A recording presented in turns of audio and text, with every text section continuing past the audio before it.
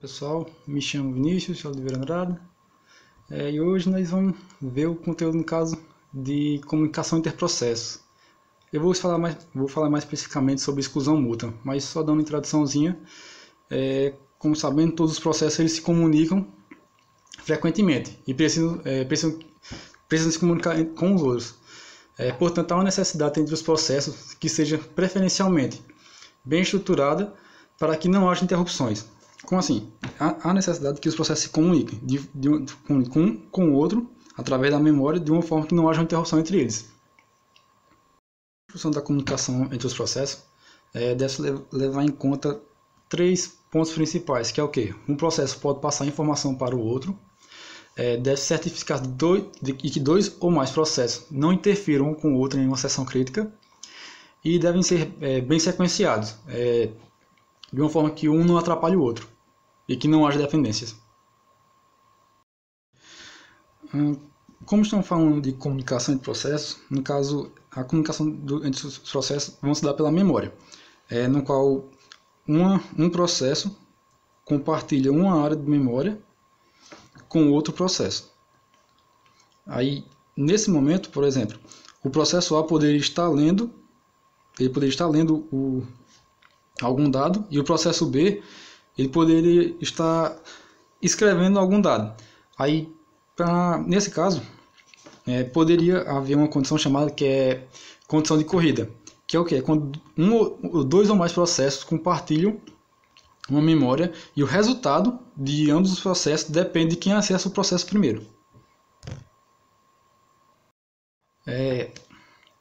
Esta área de memória que está sendo compartilhada entre os processos, ela é chamada de seção crítica, que é o quê? É uma seção que é compartilhada e que pode afetar o resultado de ambos os processos. A forma de impedir que a condição de corrida aconteça nesse exemplo seria o quê? A implementação de um algoritmo simples que se chama exclusão mútua. Ele é o quê? É uma forma de, se um processo está acessando uma variável compartilhada, os outros processos serão impedidos de fazer o mesmo com essa área de memória.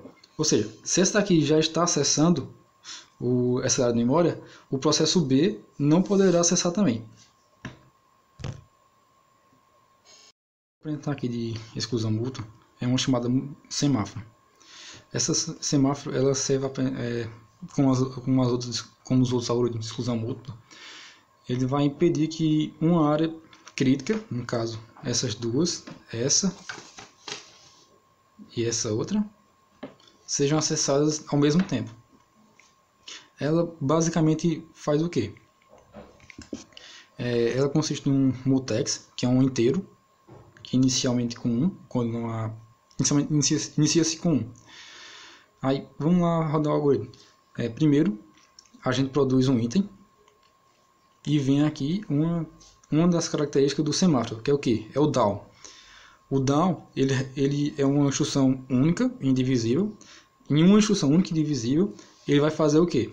Ele vai verificar se o mutex ele é 1 maior que 0. Ou, no caso, se é 1. Se ele for 1, ele vai diminuir ele para 0. Como podem ver, ele agora passou a ser 0. Ele vai diminuir ele para 0 e vai permitir que ele entre aqui. Aí, por exemplo, se aqui esse processo perdeu o seu tempo, gastou todo o seu tempo de CPU, então foi para outro processo. Aí o outro processo seria esse aqui.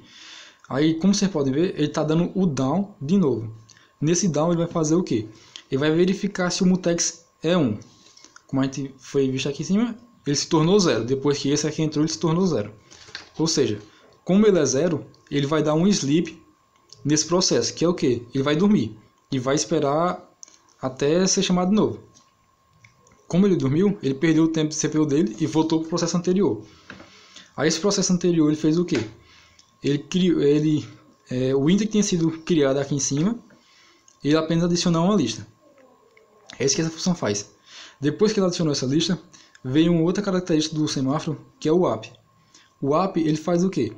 Ele vai pegar o mutex, receber o mutex, que era 0, e vai incrementar para 1. Vai incrementar 1 nele. Ou seja, ele era 0, passou a ser 1. Beleza? Depois que ele chegou aqui no app, depois que ele deu a instrução app, ele perdeu o processo dele, o tempo CPU dele. Aí voltou para esse processo. Aí esse processo vai ver o quê? Vai executar o down de novo. Aí o down vai vir no mutex, vai receber o mutex e vai verificar se o mutex é 0.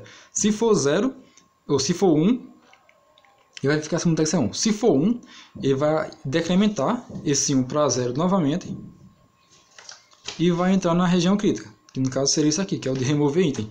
Aí ele irá remover o item daquela lista, que tinha sido adicionado 1, e vai dar um app que vai tornar o mutex que era 0, 1 de novo.